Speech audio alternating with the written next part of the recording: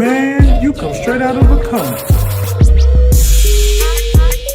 Ladies and gentlemen, welcome to another episode of Straight Out of a Comic Book. I'm your host, Will Pharaoh, and of course, I got my homies with me, Clint, Coley, Young Deuce, and another homie rolling into the comic book scene, Mr. Lou G himself, comedian, Jay-Z hair enthusiast. Every time I see him with facial hair and hair grown out, I know he cooking up something.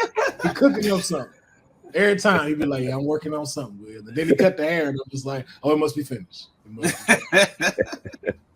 But like I said, y'all know why we're here. We are continuing to talk about Loki. All right. Yes, if you saw the last episode, Clint gave the greatest analogy we can give for these episodes, treating them like food. So if you saw episode 2, it was breaking bread. Clint, how did you describe episode 2 again? I described episode 2 as it was like a plate of food, right? But it was all sides, no meat. All right, and I'm not pausing that. It wasn't a bad episode, right?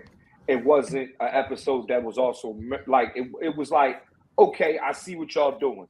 First episode, y'all telling me what happened with the TVA immediately after Loki. Okay, cool, we got answers. The second episode is, well, where's Sylvie and what's going on with her? Okay, I got answers, right? Now, the third episode, we'll get into that. But the second episode for me was literally just okay, what, we're like, they're telling us where everybody's been and how it relates to the entire show. Indeed. And so for this next episode, which they entitled 1893, was not a side plate. If I gotta say, it was not a plate full of sides, man. No. These guys brought out the meat on this one. Pause. No, we ain't got to pause that. No, you definitely got to pause that. No, that was great. If someone is to clip, to clip that, I got. Yeah, that was a little aggressive. You got it. I can't have nobody clip just pinch that a pause on that. Yeah, had to say it real quick, otherwise clip it, and that's just the thing. You just they was bringing out meat for you, Will? Oh, like no. Yeah, like you don't have to say pause when you saying playing with my microphone, like you said earlier. But when you say bring out the meat, you gotta bring it out. Sometimes you gotta bring your meat out. Sometimes you gotta drop rope. Sometimes you gotta drop some rope.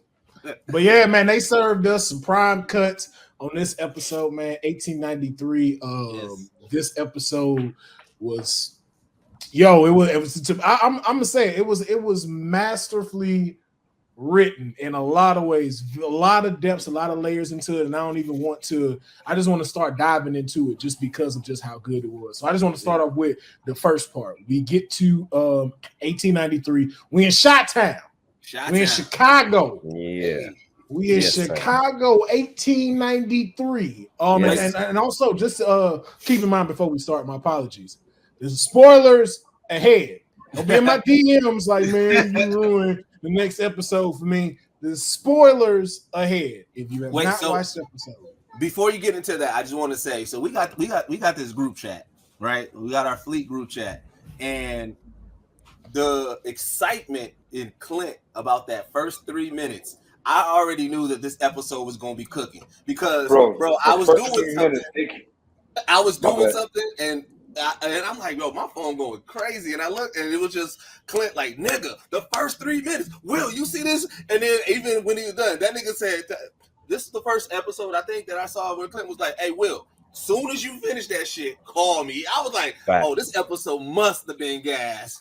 Oh, yeah. And he wasn't lying. So it's like, first of all, 2 things. One, I want to throw shade at Dion Lack. Yes. I'm glad he's not on this episode. And also, Dion, I want you to know that everything that I've said about this series, I've been right so far. I've been right. Like, even when I said, like, yo, episode 3 is going to take us to another platform of the show, I was absolutely right. On top of that, I just feel like they came out the gate swinging, to Deuce's point. They came out the gate, like, episode 3 is like, oh, for real, you thought boom, boom, like right there, boom, like we letting you know, like we not playing with y'all. Then I appreciated that.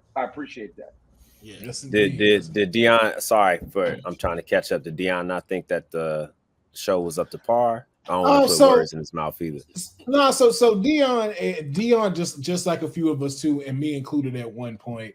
Dion is still under the collective of we're putting a lot of pressure on all things that come out Marvel. So when something drops, it has to connect to everything in the MCU, or we have to have something that pushes us along to get to, like currently, Secret Wars. And so when some of these shows or some of these movies don't do that, and it's just kind of like, you know, a standalone type of film, people get very disappointed. That's when they start to say, oh, the movie wasn't great, it wasn't all that good and stuff, because it didn't connect to the MCU. But as we've been learning with Phase 4 and some of Phase 5, like, you know, you got to break a few eggs to get some of this right. And so some of that is. And so it's giving us, like folks like Clint, folks like Deuce and myself, a better eye to take the show as it is right now. And then to see the undertones of where they might have been placing some kind of Easter egg or something, that breadcrumbs that led into the MCU. Now, however, Will is being extra nice with Dion, because Dion also was saying after the first episode, why ain't nothing connected? And we like, bro, it's literally the first episode. You gotta chill out. He also said he didn't learn anything. He kept for the 2 episodes. He's like, I ain't learned nothing. I ain't learned nothing yet. Will gave the politically correct answer, but like, no, me and Clint got all smoke for Dion, because Dion was acting wild after that first episode. It's facts. Yeah, he was. But Clint Deuce and them been doing a good job of like filling in the blanks, answering the questions he's got and stuff. And we're hoping to doing the same for the audience that be watching this as well, man. So, and we ain't doing no different for this episode either. So, like, I want to at least jump into like the first part we saw: Ramona Renslayer, Miss Minutes, 1893 Chicago, Sacred Timeline. Sacred 1893 Chicago. That's very important for us to remember in this conversation. So from that, and we find out that this version of Kang, Ramona and Miss Minutes are responsible for this Kang variant now becoming the next one for He Who Remains by delivering a very helpful package that we'll jump into a second. But I just want to get y'all thoughts of how did y'all feel at that moment right there? Ramona Renslayer, Miss Minutes. This is technically a reunion. We ain't seen them since one. They weren't together at the time any of this happened, but to see that these two are together working. How y'all feeling? I just want to get first thoughts. So for me, like I said, it's one from season 1, and even from the big reveal and all this season, we've been wondering again what she's up to, what Miss Minutes up to. So seeing them right off the rip, and like, you know, back in that time, but causing that loop, because I think we talked about it on the first episode, how this is that what Ouroboros loop, what they call it again? Yeah, Ouroboros loop. Yep. And so the fact that is like, I'm watching everything with a lens of that, you know, with them having this package they got to drop off, and I'm like, okay, that's going to spawn something, you know. Obviously, you know, we seeing like they're looking for, like I said, Miss Minutes I always had with side eye and Miss Minutes. It's like, it's obvious that she has so much nefarious intent and everything. So I'm just like, all right, she's not telling Ramona everything. She's also kind of orchestrating this based off of what He Who Remains said, but it was like, is this really what He Who Remains said? So I'm watching it from that lens of like, wait, is she really doing his bidding, or is she doing his bidding but with a little bit of her, you know, whatever her intentions is and everything like that. So I was captured from the get-go. Gotcha. I'm gonna say this, and the reason why I said that they started out swinging is because I started, like, we knew Miss Minutes had a little bit of weirdo in her, right? But now, like, in the first 3 minutes, I'm like, you know, like, now I'm realizing, like, okay, you really are in on the shit. You really are a part of the entire bigger scheme. Not only are you that, but Ravona, don't forget, right? Like, it looked like Ravona is down with the shits and everything like that, but Ravona don't know what's going on, right? Like, this is another thing that I like, right? Like, don't forget, season 2, right, picked up right after, like, literally, Loki gets back in the TVA, here's what's happening, right? Well, episode 3, it's like where are you going? In search of free will. She walks right into the door. This is where they end up at. You know what I'm saying? It's like, and with the episode being titled 1893, right? I thought that they were going to go straight there. No, like the Nexus event was dropping that book in 1868. Now, also think about a lot of things that's going on in 1868 too, right? Slavery just ended. You know what I mean? The Civil War just ended, right? Like, you know, we're now in the Reconstruction period of the United States.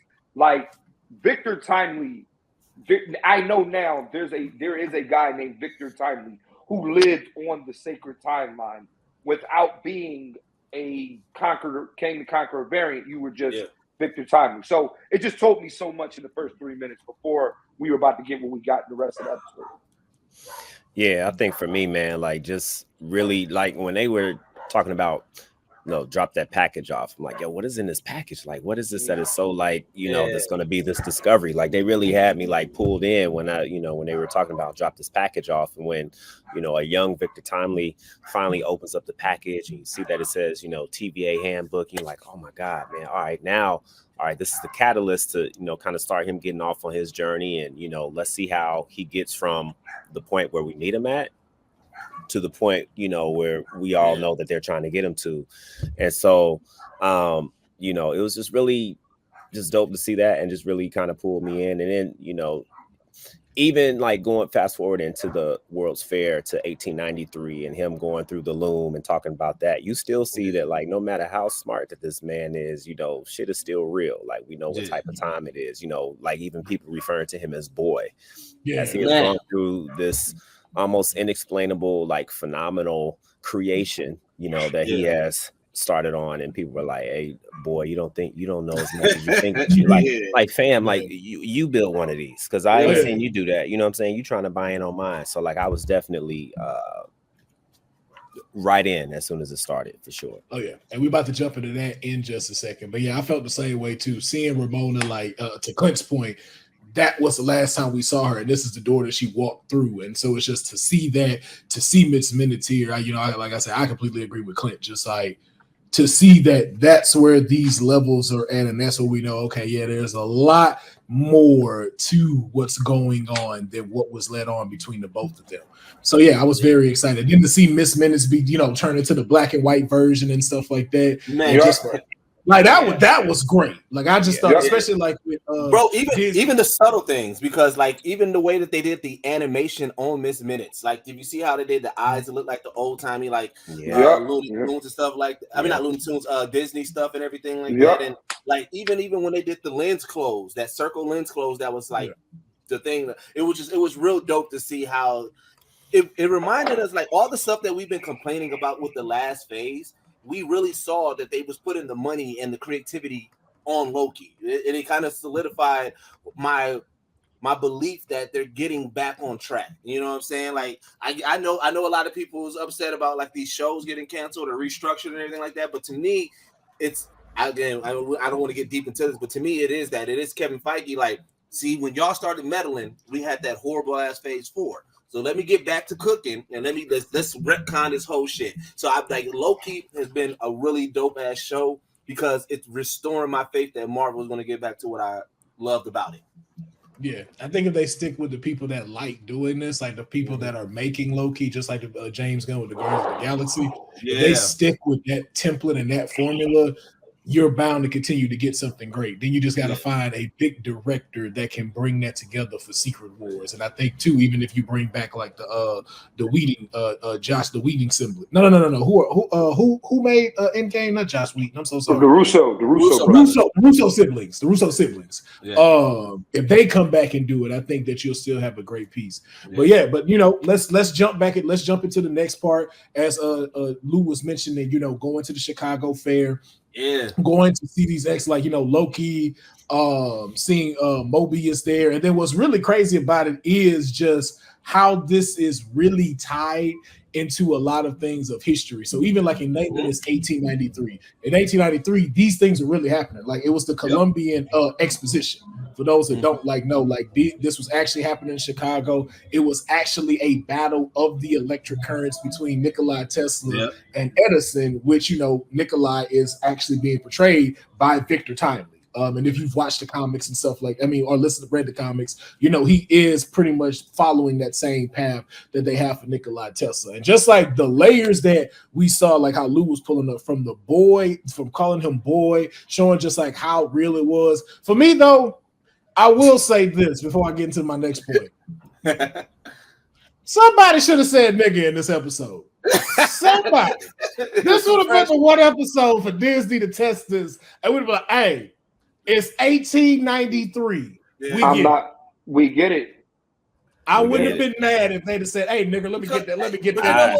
I'd have been mad. I need to. I was like, yo, not on Disney, man. Yeah, not on Disney. But not on Disney. No. They attention to detail for the small things, because, like you said, during that time, a lot of stuff happened. Like I forgot which I was watching, but they even pointed out that whole Cracker Jack scenario. That fear was actually the fear that they gave you Cracker Jack.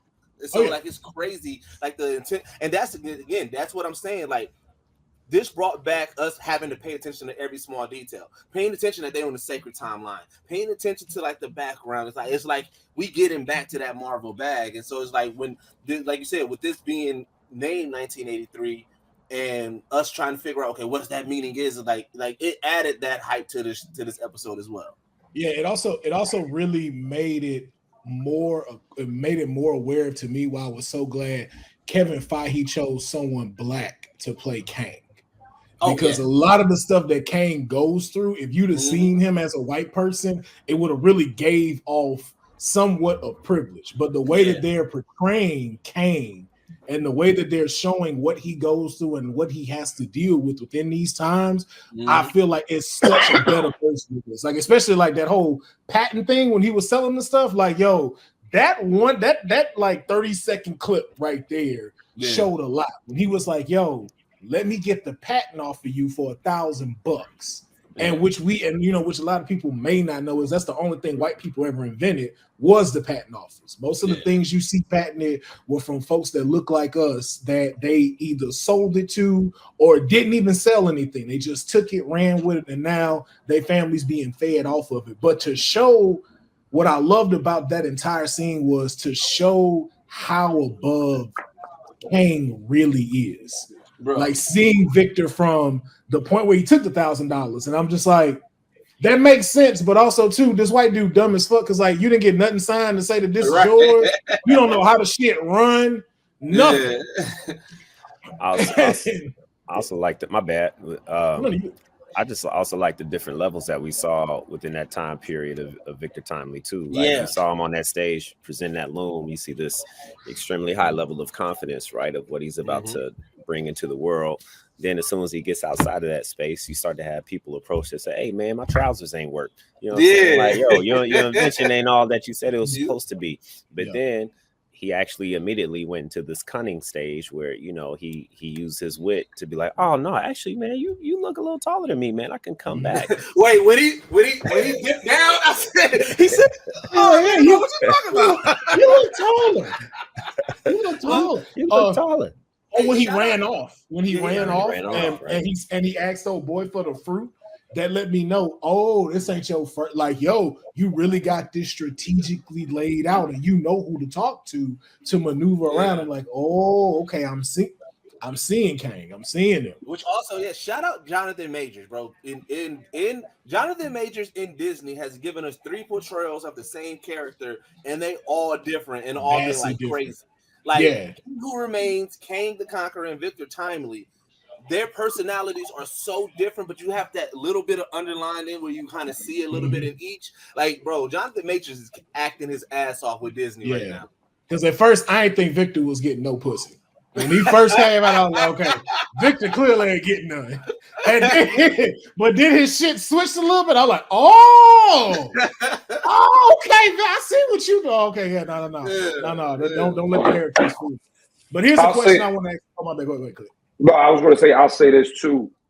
It gave me a little bit more depth into who Victor Timely is, right? And when I say that, right, like he's like, I almost felt bad for the guy.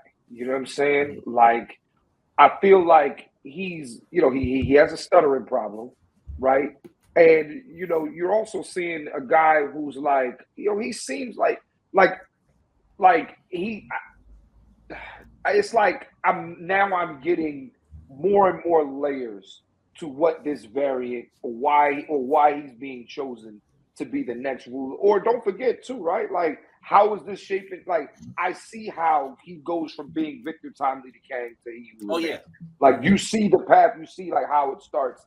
And you know, that's, you know, it's learning about him and as he's doing the demonstration and doing the he's a con artist. You're right. He is. Like, he's a con artist. You know what I'm which saying? led me to believe was that stutter could be fake. Like all of that could just be for that, and he really know. Because again, if you notice, that stopped when they were on that boat, which we'll get into later in just a little bit. But he stopped stuttering through half of that episode. Sure did. But I do have to ask this now, because as we did talk about him, one thing we have to throw out there too is that the version in which we're seeing all of this happen is on a branched timeline of 1893. So now this poses me. I got a big theory. I got a theory on that. So that's what we're about to get into. So here's the one I want to throw out, and you let me know, dudes. What I think, the fact that they threw that in the sacred timeline makes me believe to say, what was it? How would it be far-fetched if at that fair in the sacred timeline, a Stark was there, and one of Stark's older grandfathers saw that? That's what led to Stark Industries. That's what led to everything. What if Victor Timely is responsible for the tech that we have in this current MCU? Ooh, I'm not mad at that. Yeah. And reason why is because I remember, was it Iron Man 1 or Iron Man 2, I think, when they essentially had a world fair. Yeah, they had the expo, which is essentially the same thing as So like, to your point, that could be something that started as a tradition from that Chicago World's Fair, right? And just that is true. Kept moving forward. So I really could see that. And just to add to that before you go, Deuce, the linears to that was what Victor Timely's one biggest thing that he kept saying throughout the episode. I just wish I was in a place where I was not limited by the resources of my time. And Iron Man 2, Tony Stark's father said the exact thing. So who's not to say Victor Timely does not have one of the Starks as his apprentice, as someone that he shows all of this to, and he's responsible for basically Iron Man.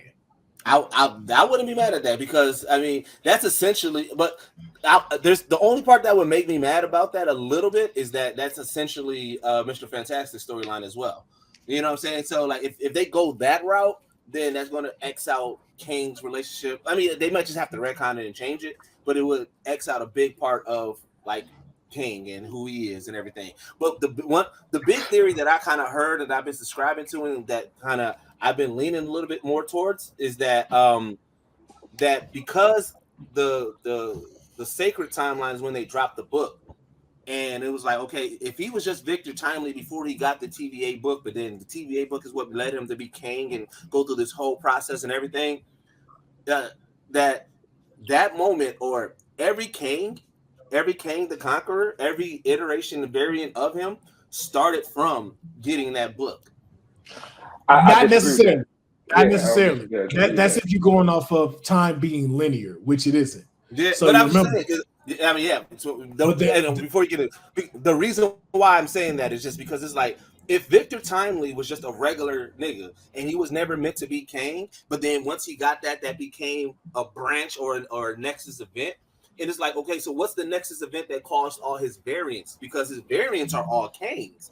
You know what I'm saying? They're all variants of Kang the Conqueror. There's no other Victor Timely. So if they're stopping Victor Timely from being Victor Timely every iteration, that's just one of the theories that I've been subscribing to. Like, ooh, maybe the Nexus event, even though it may still be Kang that's going back and doing it, but every time, you know, Kang gets to the end and he's like, dang, and I wasn't successful, but I know I got to go back and drop that book off. Because, you know, remember, Miss Minutes is operating off of his contingency plan.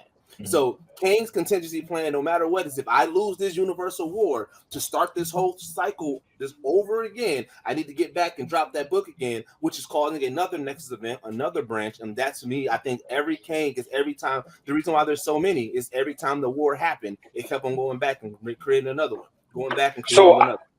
So to Will's point, when you say time is not linear, right? Don't forget He Who Remains. When he tells the story in episode 6 about who Kang the Conqueror is, he said a variant of my. He didn't say I come from the 31st century. He specifically said a variant of myself from the 31st century figured out that there were universes stacked on top of each other, blah, blah, blah, blah, blah, then goes to the brain.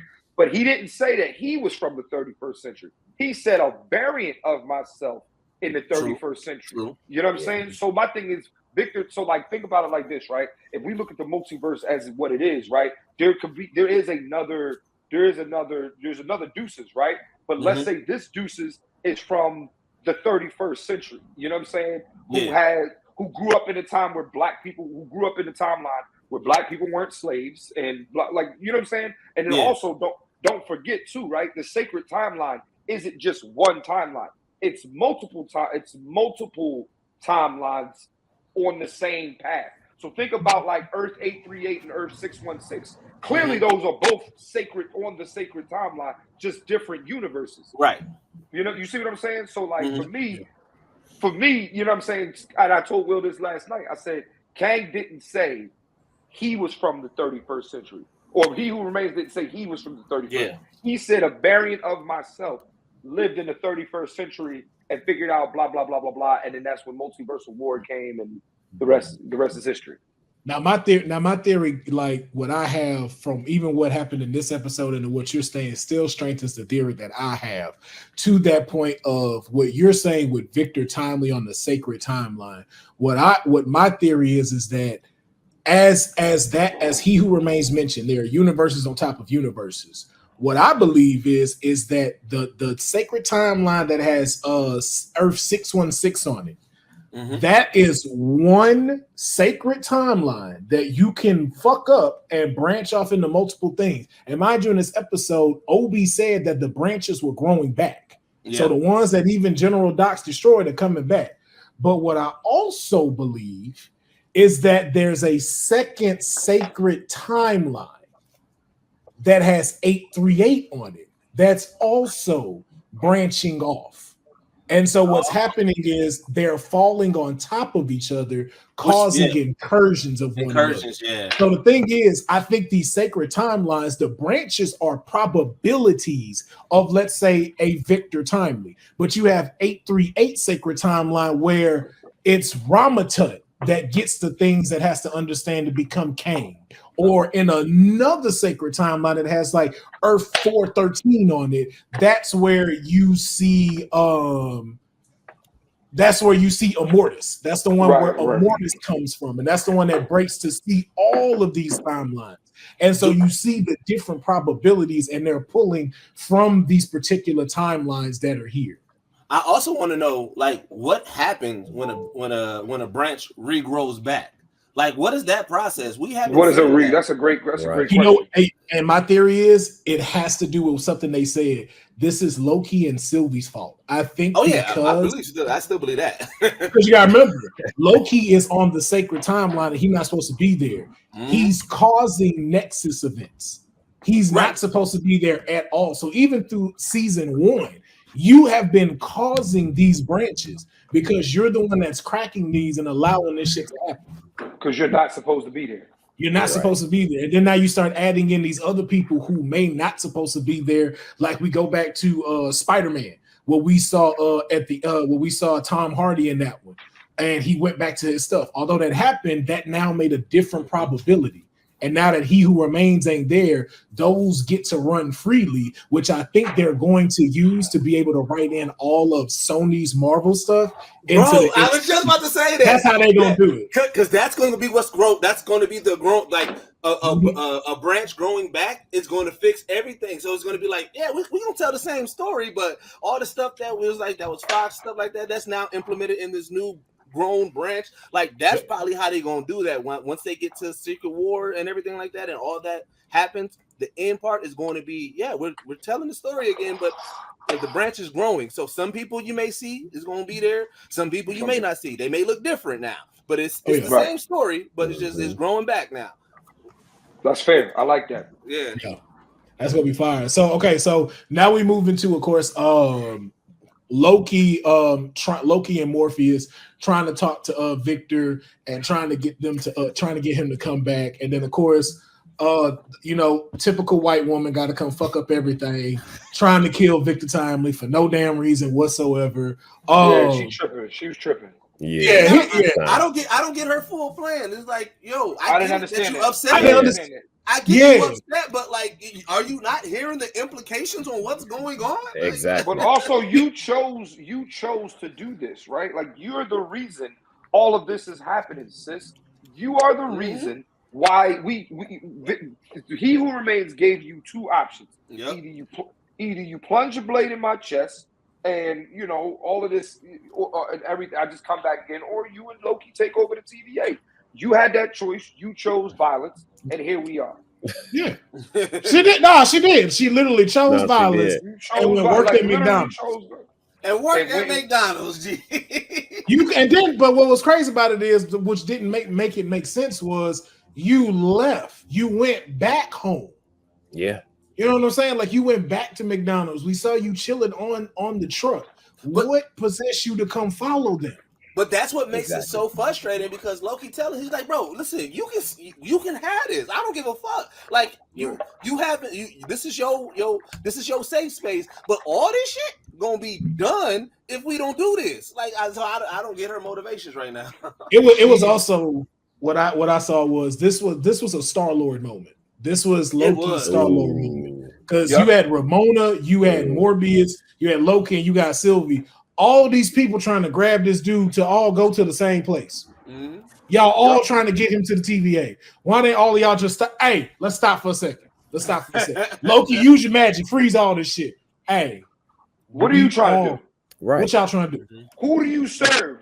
Yeah. My hands up. I can't do nothing. What do you say in Infinity? What master do you serve? What master do you serve? What master? What do you mean? Like, I'm not with Thanos. You're with Thor. You know Thor. Yeah.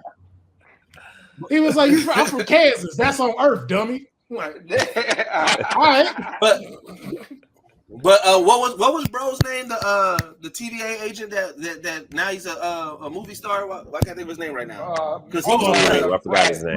Brad Wolf. Because all the scenes with him, like, even like, that's a true character in Marvel and everything like that. But like, even him trying to be like, yo, bro, like, hey man, I'm trying to let y'all know like what's going on here. You know what I'm saying? And like, even with them interrogating him and going through that moment from the other episodes and everything, it's like this episode had so much stuff that carried over from everywhere that it was just like, it's like I'm trying to understand everybody's motivation at this point, because it's like you said, it's that we should all be coming together, right? Because even if we want to go our separate ways, we know for a fact that if we don't fix this loom, everything is going to cease to exist. None of the stuff that everybody wants to do on their own is going to matter, because we can't fix this one problem. So let's real quick, Deuce. We talk about a lot of things aren't connected, right? Or we don't know what's going on, or we're trying to figure out what's going on. One thing that I said about Marvel, and one thing I just understand about television shows, right? Mm-hmm. What the problem was at the beginning of the season is not going to be the same problem going into the second half of the season. I take a show like Power. Yeah. If you ever notice, a lot of the times the first half of the season is about usually what went on or tying up what happened in the last season, right? Then they introduce midway point a brand new problem that now needs to be fixed and now needs to go ahead and move, and that moves the show forward. I say that to say Loki did this in episode 1, right? So in in season 1. Episode 1 of season 1, we're finding out, okay, like it literally opened with, where's Loki? Where's Loki? You know what I mean? Because he said that in Endgame, right? Where's Loki? Boom, we know now he's in the Mongolian desert. He gets snatched up by some TVA agents. We don't even, like, if you don't know the comics, we don't know what the fuck or who the fuck the TVA is, right? Boom. Then halfway through the season, which is the 3rd episode, we get the Lamentus episode, which to me changed the trajectory of the entire series, because Sylvie, at first Loki was Sylvie's was who he was trying to capture for the TVA, and then he realized, oh shit, no, Sylvie is now, her and I are aligned, and we're both now trying to take down the TVA. So don't forget, in episode 3 of last season, they found out both of our agendas is we are now going to take down the TVA, and essentially they did that, right? So now here we are in episode 3 of this season, and it's like, okay, we need Victor Timely to save the TVA, essentially, because we need his temporal aura, blah blah blah blah blah. But what comes with that? What happens when you save the TVA? What happens to Victor Timely? What happens when he realizes, like, now there's a whole new problem. The problem no more is where's everybody at. The problem now is how do we fix the TVA? But what are we going to do to fix the TVA? And what things are going to happen to fix the TVA? That's what's going to happen next. So we're getting a situation where, now the new problem is A, Victor Timely, B, Miss Minutes, right? Like, those are the main two. Like, what's Miss Minutes up to, and how do we, and what do we, like, think of even the last scene where, not the last scene, but like where Victor Timely was like, yo, don't kill me for something I ain't do yet, dog.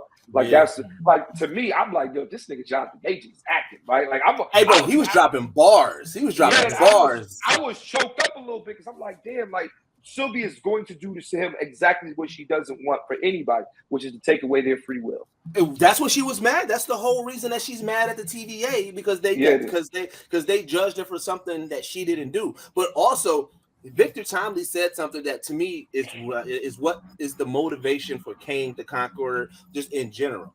Because when he was presenting his loom at the World Fair, he was there. They was like, "Oh, what, you going to do some electricity and save Chicago?" He was like, "Nah, I want to save the whole world." See, Victor Timely, his situation, or like his mindset is, he thinks big picture, right? So the world is the biggest picture that he can think of. When he gets to the TVA and he saves that, and he realizes he's saving a universal timeline, he's going to get that chip on his shoulder, like, oh, I'm the only one that can do this. I need to save not only this universe or this timeline, I got to save everything. And that's what causes him to become the conqueror, because he feels like nobody is as smart as me. Nobody else can do this but me.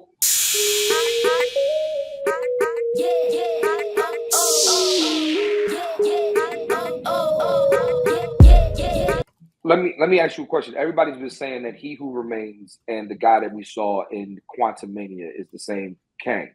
So are we saying that this is? I'm not saying that. I'm not saying. Okay, are we? Because I'm trying to figure out. Is it goes Victor Timely? Then he becomes Kang. He gets exiled. He comes back. I don't know. I'm just trying. So here's how the full time. And before you say that, Will, I just want to let you know I'm one of the people that says that is that. So I'm gonna be listening with the opposing for you.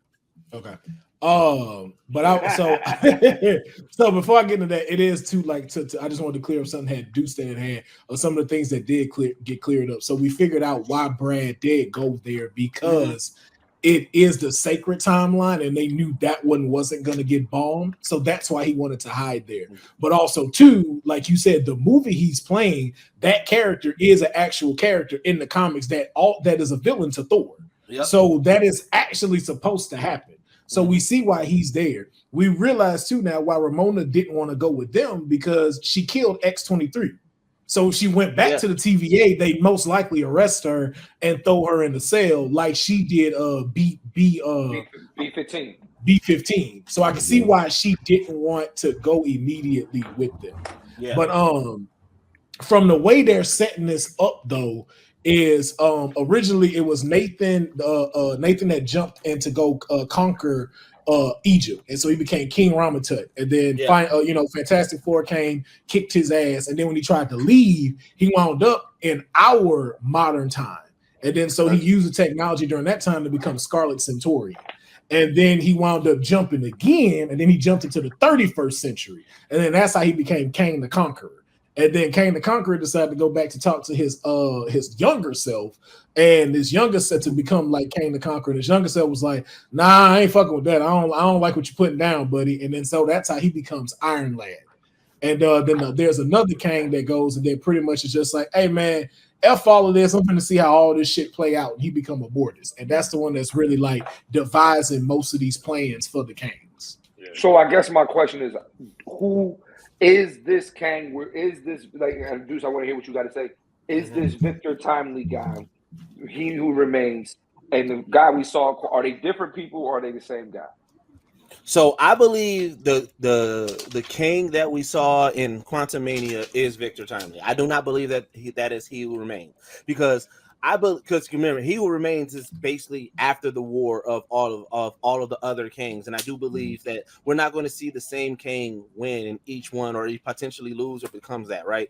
So just trying to figure out even where, like, I know Marvel, they take liberties with changing certain storylines and everything. So what Will was saying about how the different Kangs and who they become is essentially the storyline. One of them, they hide in the third at that time and become Victor Timely while they're just hiding and plotting. So I believe that what Marvel is going to do is, because we saw Quantumania and we saw that Kang essentially lost, which was the big issue from everybody. Everybody was like, yo, how did he lose to Ant-Man?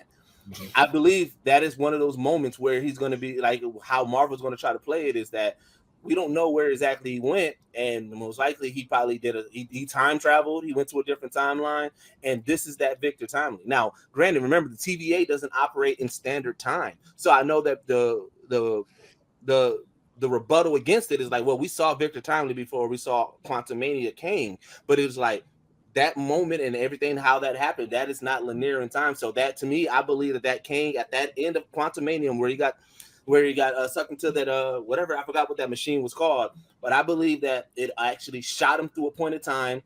He came up with the persona Victor Timely, and this is that Kang plotting and everything still, because as you said, he did stop stuttering on that boat. And to me, that switch was very, very like evident. It was like, yo, something changed. And it was like, if this is all a ruse, which it was in the comics, Victor Timely was a ruse in the comic. That was just a persona that he created. This would be in line with that. And that's what I believe is actually going on right now. He stopped stuttering because he thought he's gonna get him some. We're gonna jump into that in just a little bit. We're gonna jump into that just a little bit, Lou. Yes, we are. Yeah, yes, thought he was gonna get him some punani. Punani. Thought he was gonna get him a little trim. But Deuce, so here's the thing that I also believe with that, because I agree to it slightly, but the one thing that we're missing is there still is a gap in this. Yeah. And that is Kang, Victor Timely, would have to catch up with that technology in order to be Kang the Conqueror. So what I believe is there is a Kang the Conqueror variant already. And I think we haven't seen the TVA's Kang the Conqueror, those statues that we kept seeing. Oh, yeah. I think there is one Kang that's a conqueror already. Yeah. And I think, to your point, he's going to use Victor Timely to be able to fix this stuff and help him and show him all of this shit and help him build what he needs to be able to conquer. Because he'll tell him like, yo, I got all the technology you need. All you got to do, like he's like, just to Clint's point, a guy from the 31st century came to me and told me that this is what we can do. It's hit, and again, Ouroboros is just repeating itself in a different way. I came to him instead, and Kang met up with me in the temporal loom and told me, hey, I can show you a whole bunch of stuff that none of them could ever show you, because the one thing he wants is to be able to invent something with technology that was not from his time. Yep. That's too enticing for him to not take, and Kang can provide that for him. Mm-hmm. And remember, we saw 3 Kang heads when that wall dispersed. We still got one more, and to me, this is just my theory, and this leads us jumping into it. I always go by how they do in the Bible. You got the Father, the Son, and the Holy Spirit. And I don't know if you got the Holy Spirit supposed to be a woman. I think that third Kang is Ramona Renslayer. That's what I think too. Yeah, because we got the big. Like I said, she said Miss Minutes got a secret that he knows. Oh yeah, but okay. So we're gonna wait because I want to throw my shit out for that too. Okay, so now we're going a little bit further into the episode. Yeah. Now we are, they fought in the Ferris wheel. White woman being white woman as much as she can. Yeah. Victor, Ramona, and Miss Minutes get away. We start seeing Miss Minutes start turning to Miss Side Minutes. Hold on. Miss Side Minutes. Yeah. Oh yeah, Miss Side Minutes. We see them get in the way, and they coming to Wisconsin. You know what I'm saying? Hey, Milwaukee in the building. I just want to throw that out. No. Came from Milwaukee. No. Hey, no. Let me have it. They didn't say they was going to Milwaukee. They could have went to Green Bay. They could have went to Madison. Let me have it, Ken. Let me have it, bro. Why can I have it, Clint? Let me have it. Is Milwaukee by the river or the lake? Yeah, we are. Yeah. You know what? For the sake of this show, we gonna say Kang went to Milwaukee. But didn't in the comics it's called Timely, Wisconsin? It is. And there's a lot of I's and E's in that I guess turned into Milwaukee. Listen, we get it. They just went to Kenosha, Deuces. They wasn't in. They just went to Kenosha. They ain't go to Milwaukee, dog. We got Giannis. We got Kang. That's how it goes. We got Giannis and we got Kang. Giannis, Kang, and Dame. All I'm saying, Bucks 2024 champions. That's all I'm saying. Right. But we see them getting away, and as Deuce is pointing out that they got away from, of course, these white people who are relatively dumb, and they just showed like how dumb they were. And of course, Victor Timely, knowing how he is, he has a whole nother lab across the pond, which I thought was even cool too, because the ferry got an accommodation for him already. Like it just showed you how strategic this man really is, which led me more to believe that this nigga's full of shit. His like we said, his whole stutter stopped on that boat. Bro, the way he even explained it, he was like, "Nah, I do my scam over there. I got my lab over here." Like he said it like, "No, why would I have my lab in the same place that I scam at?" Like, you know what I'm saying? Like, I was like, "Hey, that layers, bro, layers." Like what they said that you remember that show Four Brothers? I mean, not show that movie Four Brothers. What he say? He say, "Out of town shooters." What you don't pay a hoe to fuck you. You pay her to leave. You pay out of town shooters to do what? He's just saying, he don't eat where he shit. You know what I'm saying? That's all. But then again, it's also going into his psyche. Like I wonder why he doesn't why he has that strict rule against partners. Because every time somebody mentioned anything about partners, everything changes up with him. Because like I said, he thought he was about to get him some Slayer. And then when she was like, "Yo, we gonna be partners," that nigga was like, "Wait, hold up." He thought he was about to slay her. Yeah. You got to pause. You got to pause for that one. Yeah, but also too though, I think that is what makes a villain such a villain of a prison that you kind of build yourself in.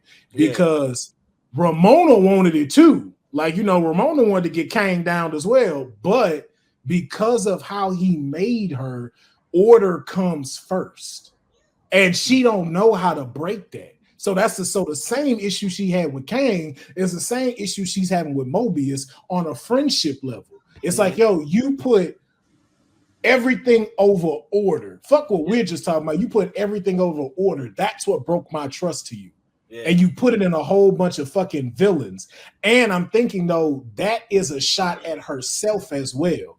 Because in some point, I think that's what happened, and that's what made Kang so suspicious when people say partnership. Because I believe she's the one that may have been that reason that we see that broke-ass statue at the Citadel at the end of time. Oh, yeah. Because also, like, if you go back to episode 1 where Loki heard that recording, like, He Who Remains was like, hey, I look forward to working with you, right? Which is essentially saying I'm looking forward to partnering with you. So I'm just like wondering, like, again, what, like, it's so much that you got to wonder about now. So here's the thing, right? Let's talk about somebody who just doesn't work well with partners, right?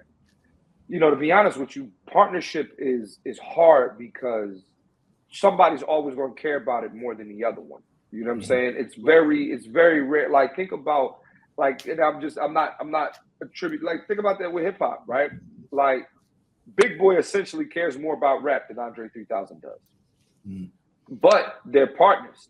You cannot do an Outkast show with one without the other. You just can't.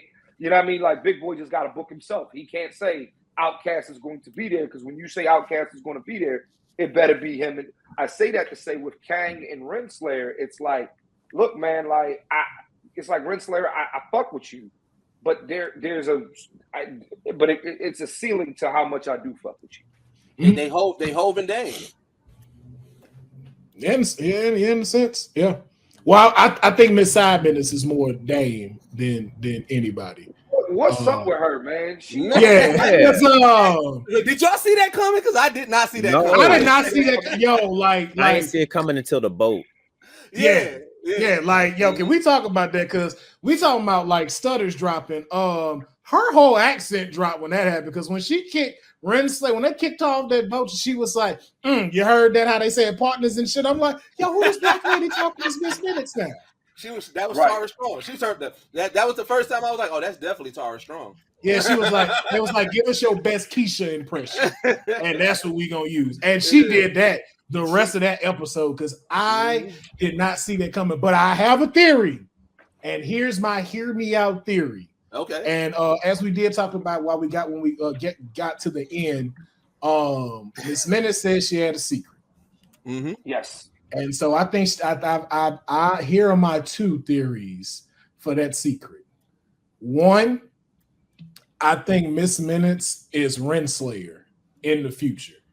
I think because of that whole partnership thing, something happens to her, and Kang makes an AI based off of her, gets a little too painful for that as a memory, resets her and becomes Miss Minutes, and then gradually gives her free will.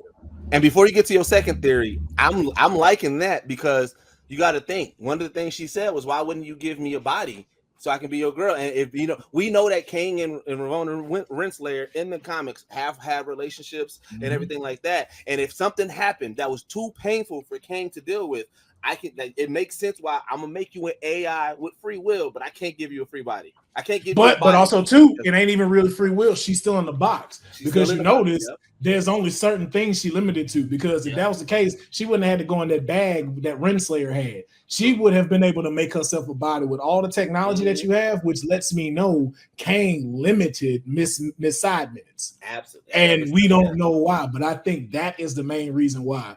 And then my second, appreciate it. And my second one is not so wild, but my second theory is I think Kang ordered Renslayer to go kill Sylvie's timeline to start all of this. I think because like we said, most of the time, we didn't know why this shit was getting pruned. And to that point, even Sylvie kept mentioning, I don't understand what happened. Right. And why my stuff got pruned. How was I a variant? Nigga, I'm just a little kid adopted playing with boats in the castle. Like, the fuck did I do? Yo, I think somebody said her Nexus event was she was playing with toys, right? She wanted to, instead of her becoming a Loki, instead, in that, she was playing with a Valkyrie.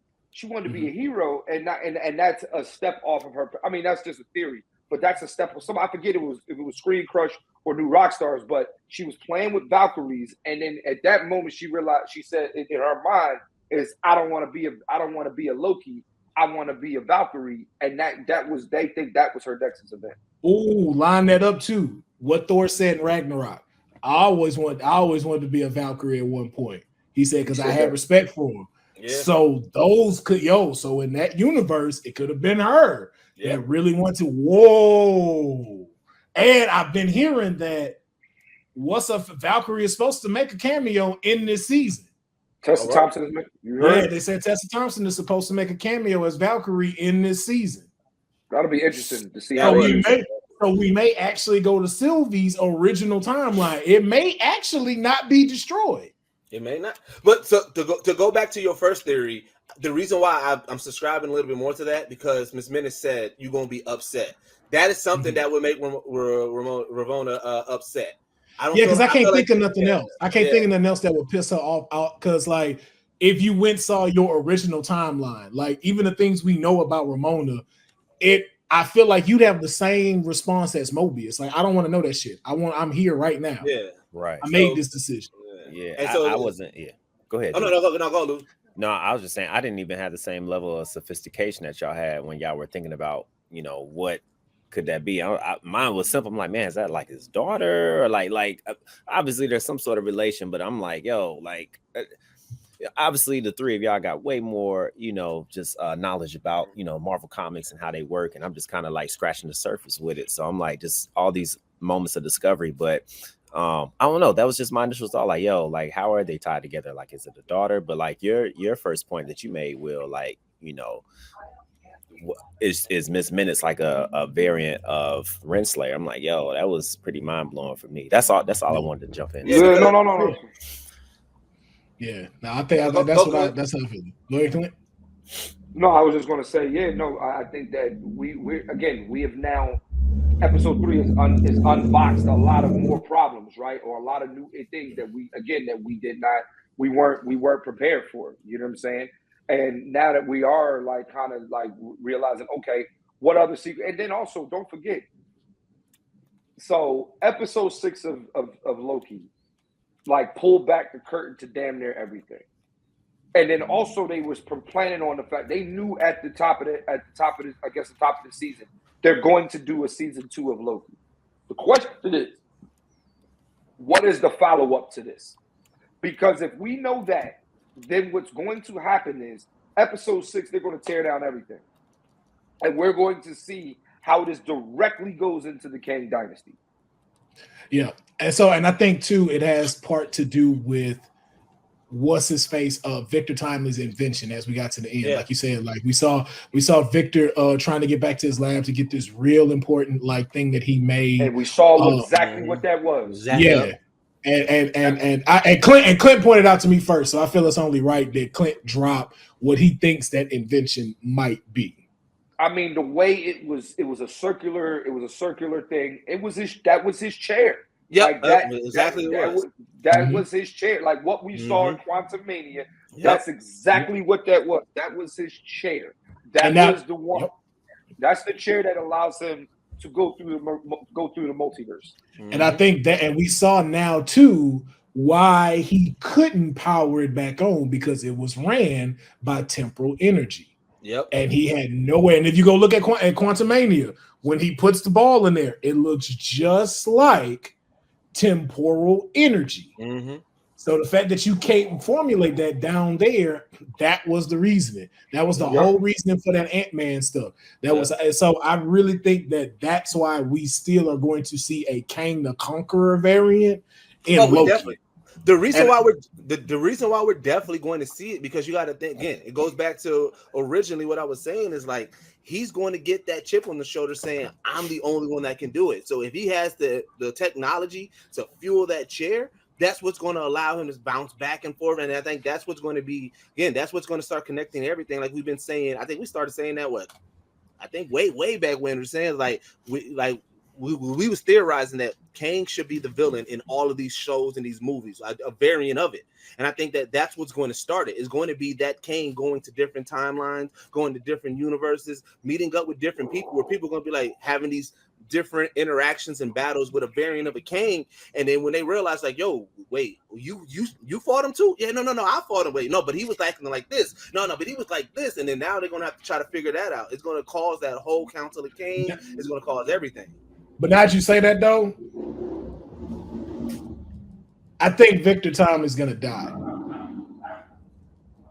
Damn. One of them are going to kill Victor Timely. And the reason why I say that, they got him from a branch timeline. They did. So he's not needed. He's expendable. But the Victor Timely of the sacred timeline is cool. And that's where I think we're going to meet one of our first one that's going to be involved in Kang Dynasty, which is Scarlet Centurion. I do think that they're going to stick to that. And here's my thing of what. Okay, and so just go with me on this. Go with me on this. I think the Earth 616 that we know don't exist no more. I think I think that's the reason why this shit is so broken up, is because it does not exist the way we played it out. So, and here's my reasonings for that. Two big ones. One, Victor Timely is on this timeline, which means he's going to lead Nikola Tesla's life, which means eventually he does have a city that he lights up with his energy and eventually creates Chronopolis for Kang, which also will lead to him making modern day technology, which means I don't think it'll be a Stark Industry. I think it'll be, what's the one that starts with a Q? King. Kang Universe. Q-E-N-G. Kang. What is it? Yeah, I know it's what I know. It looked like it's spelled Kang, just Asian. It's Q-E-N-G, so that's Kang. Yeah, I'm with it. And so I think that's what we're going to land into. Because if you really think about it, and I really want y'all to take a look at this, besides Wakanda, maybe Wakanda Forever, there ain't no show that been called to anything that has to do with what happened in the MCU except Captain America. Yeah. Well, we have no. WandaVision happened in the MCU. Wanda doesn't prove that happened in 616's timeline. How does it? Because they never mentioned anything outside of that war. And then also, too, if this had just happened, no one mentions what happens after their blip. So these blips may be different. But I'll say Wanda and Captain America for the first two gave us a lot of more bits. And again, if I'm wrong, let me know. Well, what about Spider-Man? Spider-Man ain't part of the MCU. Sony Spider-Man is technically not part of the MCU. But Tom Holland is. No. So technically, if we're going based off of a technicality, Tom Holland is a variant. Because remember, Tom Holland is not technically supposed to become Spider-Man the way he became Spider-Man. The way we now saw it in the last one, where he's broke and in New York, they fixed itself. Now we're on the original Spider-Man timeline. Okay, I want you to really think, really think about it. What about Hawkeye? Hawkeyes was an isolated incident. They never met They talked about how the Battle of New York, Kate Bishop seeing the Battle of New York made her want to become. Yeah, and all the villains was based off of him being Ronin. Okay, and then stop right there. What's mentioned after New York? Because remind you, after New York is when Loki disappears. So all of that stuff that Loki did technically does not happen anymore.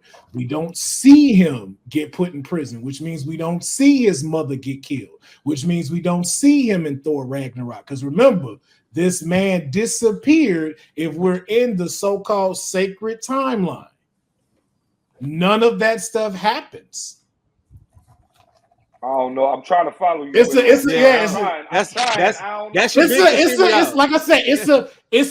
reach. It's a reach because you definitely stretch Armstrong in it for sure. I'm stretching Armstrong, but again too. I'm not.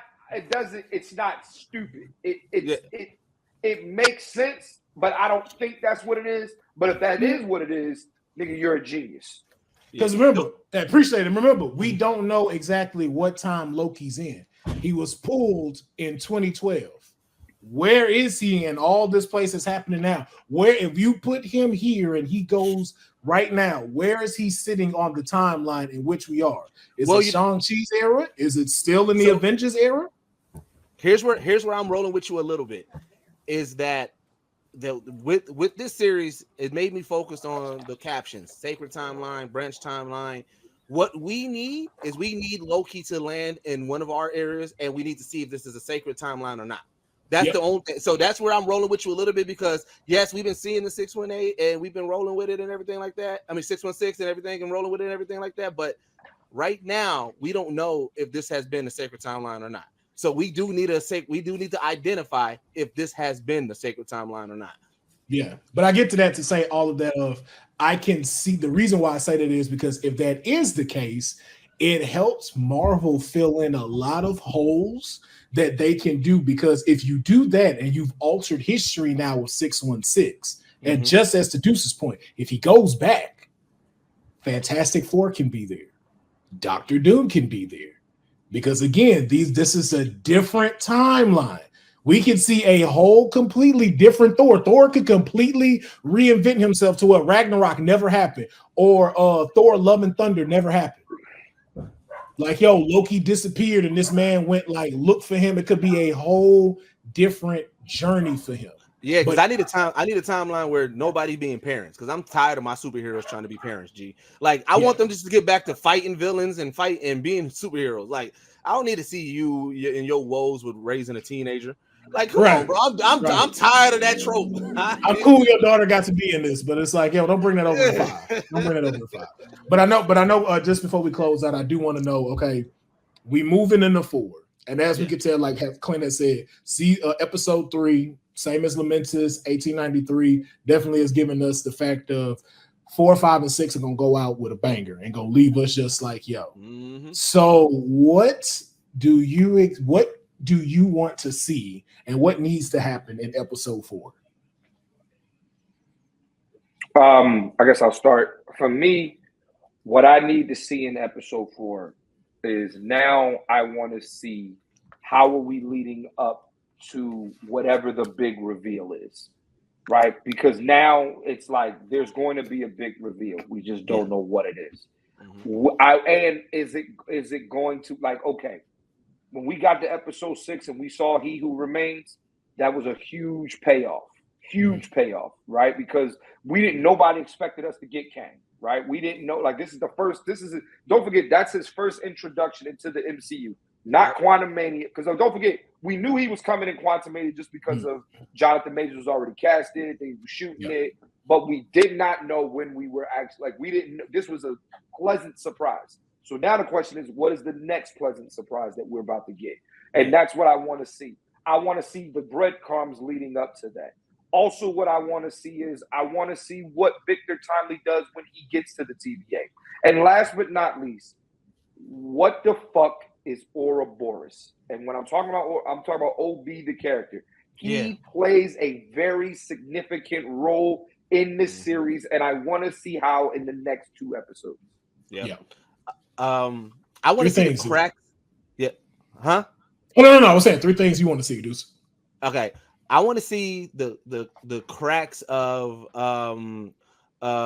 Kane coming through Victor Timely more. I like I said, I did like those moments where his personality shift in between and you start saying, like, because even Miss Minutes called it out. She was like, "Oh, I'm finally seeing the one that I've seen all this time, right? The great man you'll be." Yeah, the great man that you'll be. I want to see that. I want to see moments of Victor Timely at the TVA, and he may still be the Victor Timely, but and even with him saying that to old girl, saying, like, you know, you're trying to kill me for something, I can be a changed man.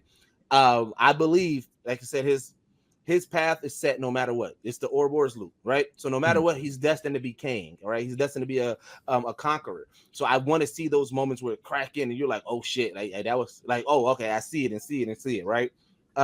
Just like Clint said, I do want to see again how he acts at the TVA.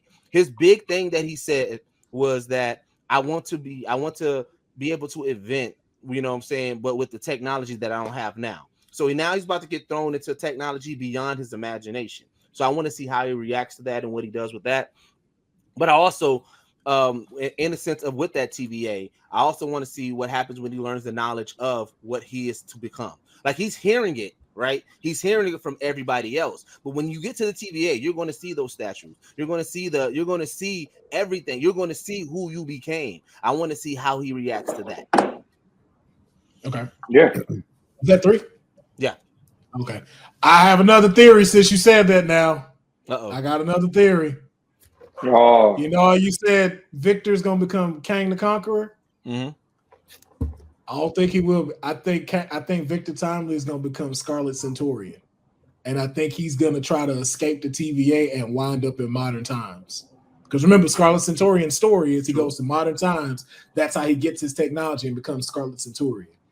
That seems like the most plausible way for Victor to survive. Because again, too, just how we saw Sylvie do to Ramona. She kicked that motherfucker through a door, and now she at the Citadel.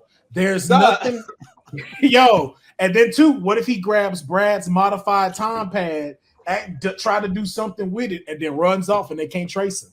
Oh, what if he goes there and sees the rotten Kang? Because he's gonna see himself. Because remember, he's hearing about all this. He has not seen a variant of himself. So he's going to see those statues. That's going to be a mind fuck. But if he goes and he sees that rotten He Who Remains corpse, that may change. That's going to change everything for him. Yeah. So my 3, and then we're going to get to you, Lou. My 3 is I need to see the temporal loom fixed. I need that to be done. I don't need to see another episode of it getting ready to crash. 2, I'm still with Clint. I need to see who the hell Obi is. Obi is out here like a sphinx right now. I don't know how to read this man. I don't know what this man is about, but I feel like we're going to get a few answers when Victor meets Obi. And it's really, I want to see based off his reaction and what Obi, because I'm thinking Victor is going to come like a fan because he made the book, but I feel like Obi is going to have a different reaction when he sees him. And I want to know what the relationship between that is. And then of course my final one is I just want to know if I'm right, if Miss Side Minutes is Ramona in the future. That's mine. Lou, what about you? 3 things you want to see in the next episode? I think the first thing, man, I want to know what is Sylvie's purpose? Like, I want to see if they kind of open that up. What is her glorious purpose? Yeah. Like, what is it? Like, and I think that's the first thing, right? We know, she sent Miss Renslayer to the end of time, right? But like, okay, what's the next step after that? Is that it? I think the second thing, man, is pretty much along the lines that most of you have already called out, man, is like once Victor Timely gets to TVA and you're there with Loki and Morbius, how do they brief him in on what's going on? Do they just go straight in and be like, yo, this is what's up? Or like, is it some sort of like different approach that they take with him to be able to like download him on actually what's going on? And then lastly, I really want to know, Miss Minutes, like what is her plot? What is her plan? Like, what is she trying to set up? And that's what I really want to know. So that's the third. Man. Yeah, that's gonna be. Whoo! And I mean, we got a lot of things. But you know what? Too, I will say something again to Clint's point that he said. Look on these episodes, though. We do got to keep in mind how they do point these out. Like, even episode 2 of this season, side plate full of sides and stuff like that. Still good, but didn't really give us any real protein. This 4 may kind of be the same thing. 4 is going to be a side plate. 5 is going to be a interesting plate, and then of course, 5 is going to be a good plate. 6 is going to be the plate. Yeah, that's the shit they light on fire for you and get a whole presentation. That's 6.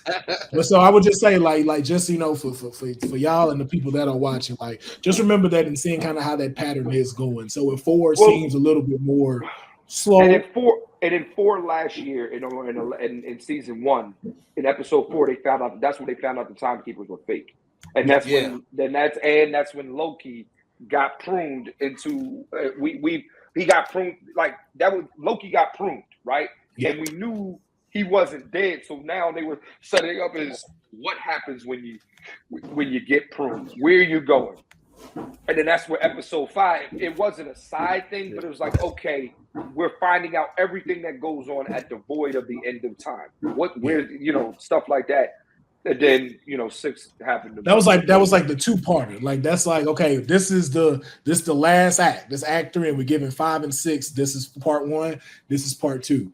But to your point with what you just said, that now even makes me more believe Victor Timely is going to become Scarlet Centurion, because in the first episode, before he got pruned to be, fix his situation, we saw Sylvie in that elevator, which means we haven't seen that again yet. So something is going to happen between when Victor and them get there. Something goes horribly wrong. And then also in the trailer, they had said, what could we have done differently? Why would he ask Obi that? Why would you ask Obi, what could you have done differently? True. Something's happening at that point where everything falls to shit. Yeah. Also, let's give a shout out to Clint's memory for knowing like what happens in specific episodes from season 1, bro. Like Clint been Clint made me go study more. Like first it was CT. When CT was like, I remember that episode where you just didn't come prepared. But then like when I had discussions with Clint, I'd be like, yo, let me make sure. Okay, I go get the name of this episode. Yeah. Let me have the IMDb pulled up. Let me have these people's real names. Right. We just not going, what's his name for 5 minutes and go look it up. No. General Docs. Clint is our Obi. Clint is our Obi. Real talk. Real talk. Clint hit you like. Clint will be like, let's not forget in season 1, episode 2 at minute 36:02. You're like, dang, how you remember that? I think that's how it went. I don't agree. I mean, just to tie everything around, right? History repeats itself, right? Mm-hmm. Just because history repeats itself in different fashions, right? But it still repeats itself, in different ways. And I think that Loki is a show that has the formula. As a writer myself, I know the formula when it comes to writing a season. You know what I'm saying? Mm-hmm. What your problem is at the beginning of the season is not going to be your problem at the end of the season when you got to create a new problem. And I get one of the shows that really follow that formula is Power. Now, how good they do it, that's another story. But they actually follow that formula, though. Yeah, they do. Yeah. They do, man. But yeah, man, y'all heard what we think, so we want to hear what you think. Make sure you're in the comments below letting us know on a scale of 1 to 10, how are you feeling about episode 3, 1893? How are you feeling about the new variant Victor Timely and where the show is going? Mm-hmm. And if it's not positive and not constructive, we also have hold for review stuff on. And believe me, I will delete that shit if it ain't positive. So just so y'all know. But man, make sure thank y'all. Make sure that y'all like, subscribe, and comment to the and comment on the video. Subscribe to the channel, like the video, of course. Make sure you check out Clint's stand-up special, My Edible Kicked In. It is on YouTube right now. Everybody Eats Productions, along with Geek Set. Make sure you go and follow the Geek Set podcast, the Blur documentary that is coming out. Make sure that you stay updated to that. And I would say stuff for Lou, but since he's in the Illuminati, I am not allowed to give out any information that he is doing since he is Jay-Z's right-hand man. So unless he wants to say it, I'm going to keep my mouth shut so I don't lose my whole channel. Because Lou put the Lou in the Illuminati, dog. You ain't know that? Y'all didn't know that? Illuminati. And we gonna catch y'all next time.